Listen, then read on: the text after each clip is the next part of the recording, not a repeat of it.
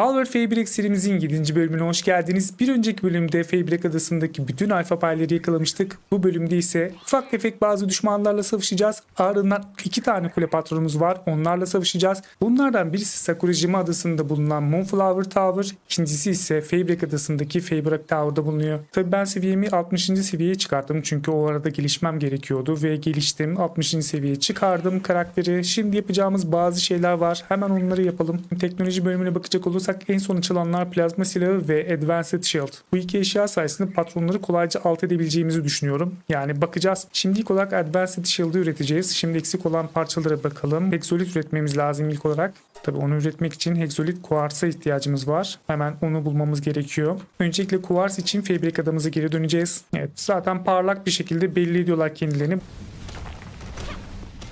Bu arada biraz fazla vurdu sanki. Sorun çözüldü. Ne kadar taşıyabilirsek o kadar iyi. Çünkü Hexolit bizim için çok lazım olacak.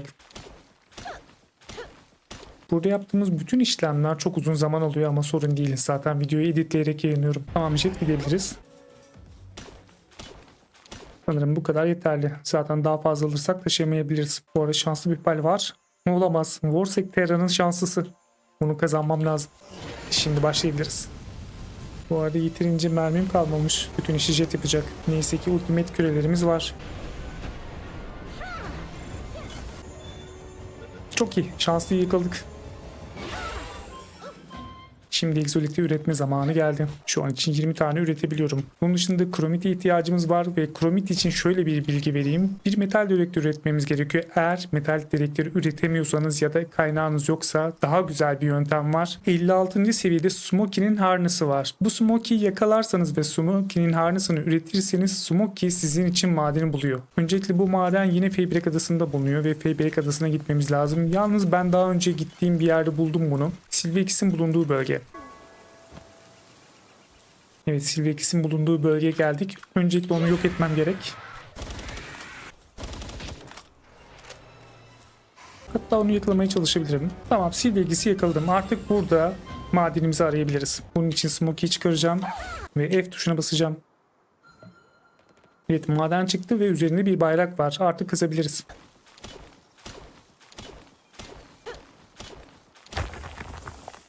Artık buradan çıkabiliriz. Şu an yürümekte zorlanıyorum. Bayağı bir sıkıntı oldu. Bu arada gece olmuş ve hemen uyumamız lazım. Şimdi Exolit üretmeye devam edelim. Biraz yavaş üretiliyor çünkü gerçekten bitirmesi zor olan bir maden. Bu üretili dursun, biz plazma topu için plastel üretimine bakalım. Plastel üretimi çok zor. Gerçekten oyundaki en zor üretilen ve en zor bulunan şey. Bunun için 2 tane petrol istasyonu kurdum. 2 base'in içerisine. Yalnız bunların şöyle bir sıkıntısı var. Bunlar gerçekten çok yavaş üretiliyor. Şimdi sıra geldi Civilization Core yapmaya. Bu oyundaki en zor bulunan eşyalardan biri. Bunu bulmak için ya zindanlara gideceksiniz ya kule patronlarını alt edeceksiniz. Bunun dışında 2 yöntemle daha alabilirsiniz. Birincisi Oilrig'ler, ikincisi ise 15. seviyede açılan PAL Expedition Station'la. PAL Expedition Station ne işe yarar? Hemen onu göstereyim. Bu istasyon sayesinde PAL'leri çeşitli görevlere gönderebiliyorsunuz ve onlar da size çeşitli eşyalarla geri dönüyor. Tabii nasıl olduğunu hemen göstereyim. Burayı açtığımızda bazı bölgeler var ve bu bölgelerin neler kazandırdığını yan tarafta görebiliyoruz. Tabii buradaki görevleri göndermek için oradaki gerekliliği yapmamız lazım. Örneğin burada Moonflower Tower'daki patronu alt etmemiz gerek. Ben şuraya yollayacağım. Burada dikkat ederseniz Civilization Core bulunuyor. Bunun dışında birçok parça var. Şimdi ben palleri buraya yollayacağım. Burayı seçiyorum. Ardından otomatik atamayı seçiyorum. Burada şans oranımızı gösteriyor. Yani %100 bize bu eşyaları verecek. Ve start diyorum. Bakın tüm paller sırayla oraya gidiyor. Bu biraz Nuh'un gemisini andırdı sanki. Onlar oraya gidiyor. Dursun biz de denizdeki petrol istasyonuna gidelim. Yalnız bu bölgedeki biraz düşük seviye olduğu için çıkma olasılığı da düşük. Tabii burada daha çok diğer parçaları bulmaya çalışacağım. Ya da petrol bulmaya çalışacağım. Plastel yapımı için mutlaka petrole ihtiyacımız var. Burayı hızlı bir şekilde geçeceğim. Zaten bunların hasarı çok yüksek değil. Bu yüzden sadece kutuları toplayacağım. Kutuların belli lokasyonları var. Bunları zamanla ezberliyorsunuz. O yüzden hızlıca onları alıp çıkacağım. Hiç zaman kaybetmeyeceğim. Sandık var mı? Bazen burada da çıkabiliyor. Şu an yok.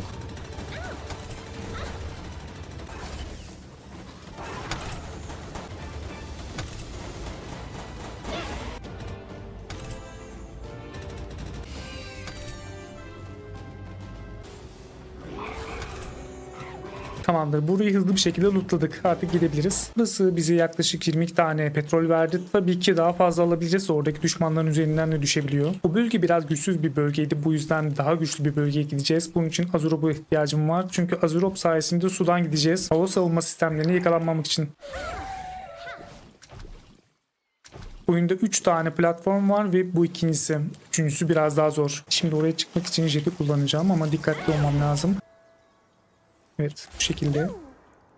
Bunları kapatmamız lazım. Yani bunların hepsi size denizden gelirken saldırıyor. Oyun içerisinde oyundaki 3 gün sonra tekrar bunlar aktif oluyor. Yani 3 günlük süreniz var. Her gün buraya gelebilirsiniz. Şimdi şunlardan kurtulma zamanı. Buraya bolca mühimmatla gelmeniz lazım. Çünkü bu abilerin gerçekten şakası yok.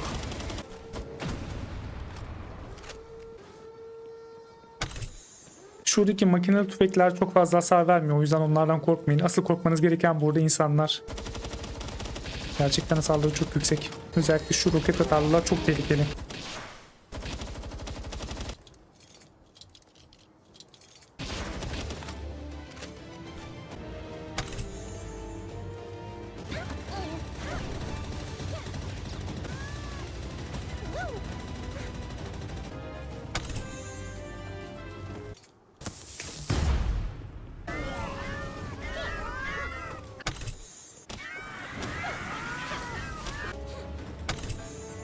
Düşmanların arkasından geçince herhangi bir şekilde tepki vermiyorlar. Hayır, Pay saldırdı. Demek ki sen bana saldırdın ha. Of, düşman. Dikkat. Buralarda çok dikkatli olmam lazım. Her tarafta düşman var.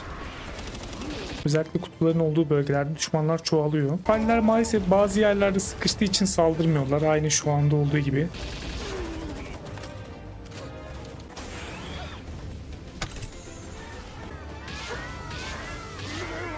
Oh, bu da ne? Olamaz, adamlar yukarı uçtu. Umarım oradan saldırmıyorlardır. Saldırıyorlarmış. Kaçmam lazım. Rostalyo, nereye gidiyorsun? Burada sandık bulabileceğimi umdum ama bulamadım. Bazen çıkıyor, bazen çıkmıyor.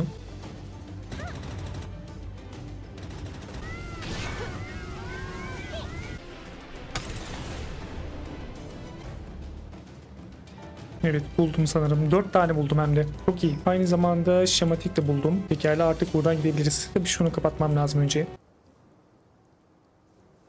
Evet, orayla savaşmak biraz zor oldu ama üçüncüyü düşünemiyorum. Üçüncü daha zor. Şimdi şöyle bir bakıyorum. 131 petrol bulmuşuz. 4 tane de Civilization Core. Çok iyi. Şimdi Exolite aldıktan sonra artık üretimimizi yapabiliriz. Evet, sonunda Advanced Shield'ı üretebiliyoruz. Sonunda Shield'ımızı ürettik ve üstümüze takabiliriz. Sırada plazma silahı var ama gereksinimleri çok fazla. Bu yüzden burayı hızlandırılmış geçeceğiz. Yani ben bu ürünleri üreteceğim. Daha sonra kaldığımız yerden devam edeceğiz. Tamam, kaldığımız yerden devam ediyoruz. Tabii ki siz bunları görmediniz çünkü bu çok uzun bir zaman aldı. Bir iki gün boyunca bu kaynakları yapmaya çalıştım. Şu anda tüm kaynaklarım tam. Aynı zamanda pallerin güçlendirmelerini de yaptım. Şimdi silahları üretme zamanı. Öncelikle plazma silahını üreteceğiz. Plazma silahı bitti. Sırada ne varmış bakalım.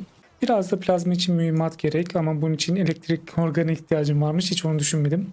Hemen onu da toplayalım. Tabii elektrik organı için satıcıya gidiyorum. Satıcı da burada. Bundan biraz fazla alsam iyi olacak. Sanırım pallerim birazdan uyuyacak. O yüzden gündüze çevirsem iyi olacak. Enerji kartuşları üretilirken ben buradan şu Advanced Bow'u yapacağım. Bunun için gerekli malzemelerimiz var. Bu yüzden hemen onu üretebilirim. Hasarı gerçekten yüksek görünüyor. Nasıl bir silah olduğunu merak ettim doğrusu. Yayı yaptık ama yay için biraz oka ihtiyacımız var ve ondan da yapabileceğimiz kadar yapalım. Şu kadar yapsak yeter. Tüm silahlarımız tam ama son seviye zırhımız hariç onu da yapalım. Onun için de sanırım 5 tane kumaş ihtiyacım var. Hemen kumaşımızı da üretelim. Ve artık en güçlü zırhımızı da üretebiliriz. Şu an oldukça güçlü görünüyoruz. Umarım o iki patronu da alt edebiliriz. Tabii onlarla savaşmadan önce şu haritadaki küçük patronları halletsek iyi olacak. Haritayı tamamen temizlemek istiyorum. Öyleyse başlayabiliriz. En alttan başlayacağım. Evet, buradan başlayabiliriz.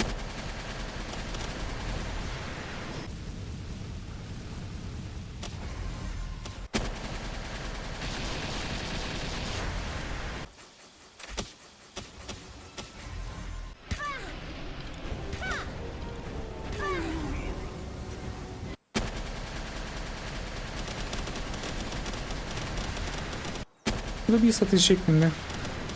İsmi de gayet ilginçmiş.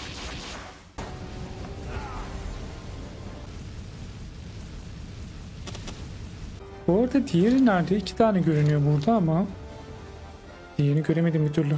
Biraz uzaklaşıp döndükten sonra tekrar kontrol edeceğim. Sanırım bir oyun hatasıydı. Tamam, buradan da gidebiliriz.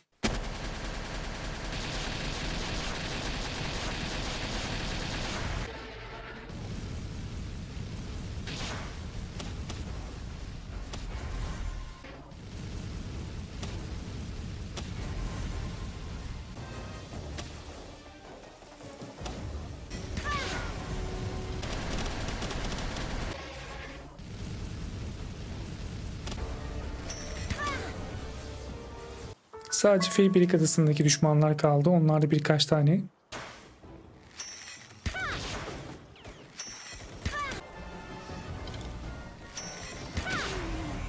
Bu arada önüme bir tane şanslı pay çıktı.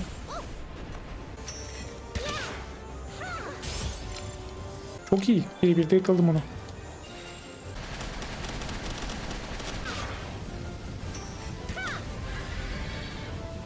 Bazı güçlü karakterler mağarada olduğu için biz de mağaraları araştırıyoruz. Oo, bu adamın büyük bir silahı var. Bunun atış menzilinden çıkmalıyım.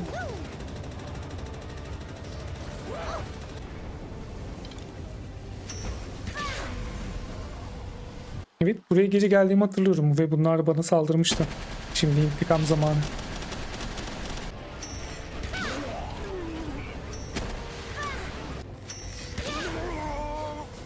Ve bu da sonuncusu.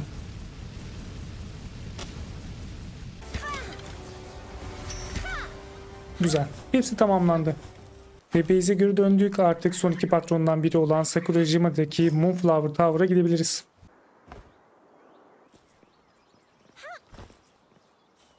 Ve giriyoruz.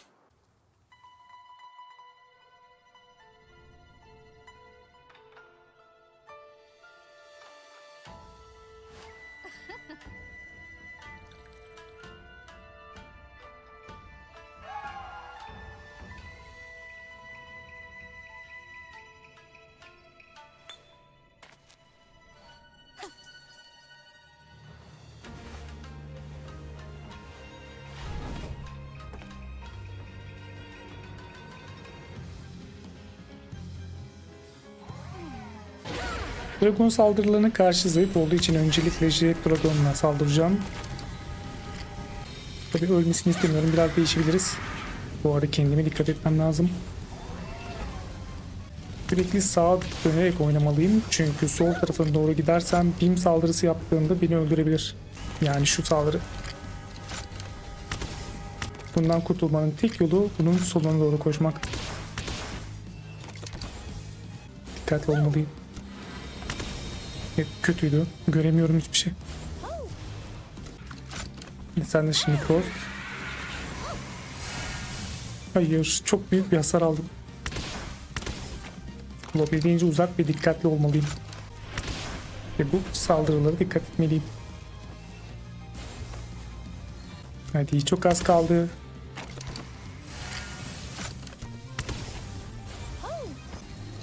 Bir kere, sadece bir kere dokunsa öldürebilir beni.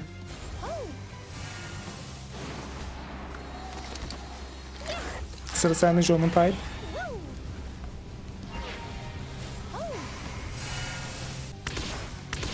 Tabii şu saldırıyı yaptığımda onu çeksem iyi olacak. Şimdi Jet'te. Önemli olan kendime dikkat etmeliyim. Ve sonunda onu öldürdük.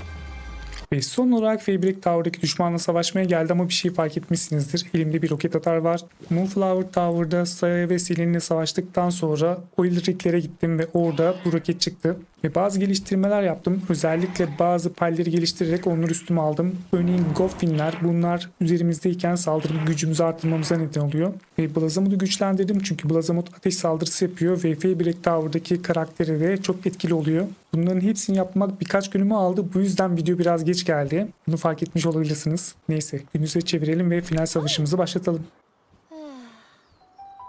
Ve final savaşımız başlıyor.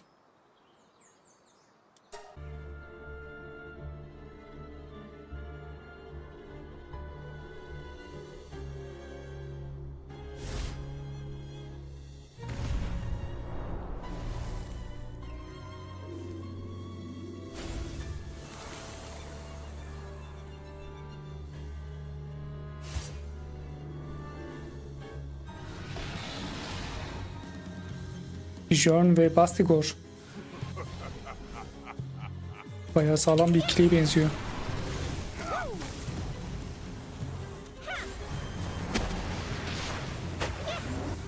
Hayır.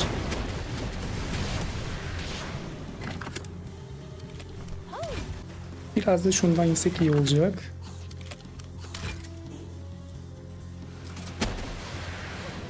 Hayır. Olamaz, olamaz.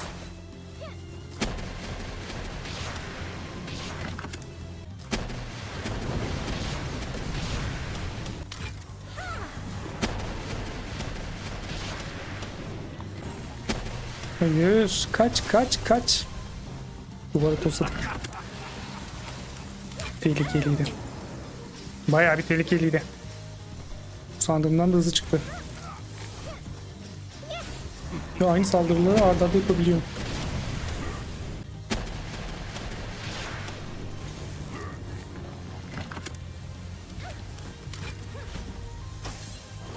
Duvarları çarpmak kötü oluyor tabi. Abi onlarla korunmam gerekiyor.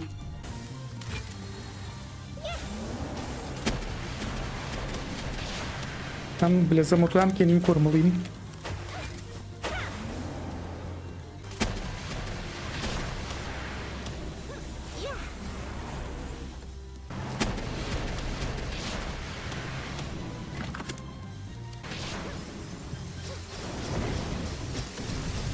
Hadi ama ciddi misin?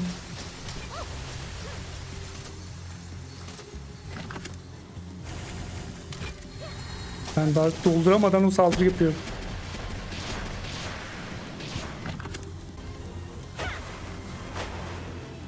Hadi ama şu saldırı çok kötü.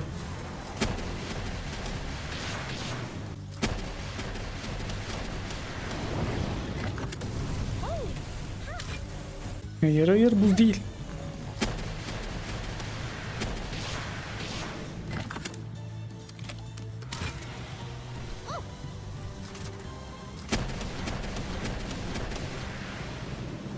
Olamaz. Bu saldırı kötü. Neyse. Sadece roketleri değiştirme konusunda biraz sıkıntı yaşıyoruz. Onlar da yavaş değişiyor. Hasar yüksek olsa da biraz yavaşlar.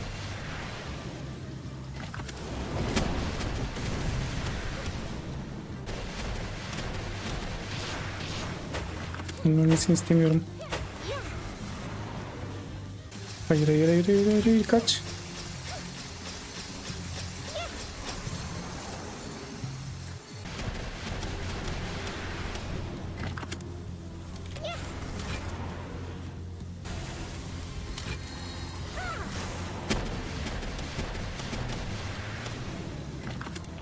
Bana gel koca olan hadi.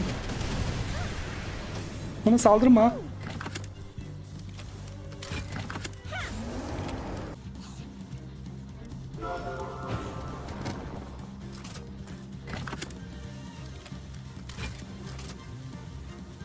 Olamaz bin saldırısı.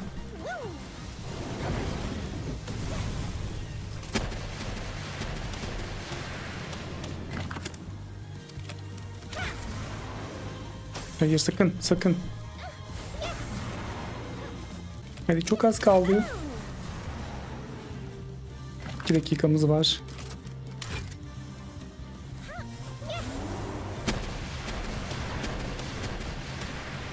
Umarım ölmeyiz. Yani en azından Blazamut ölmesin.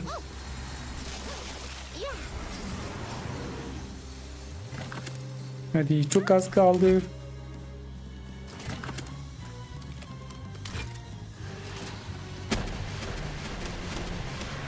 Ve son vuruş ve onu yendik.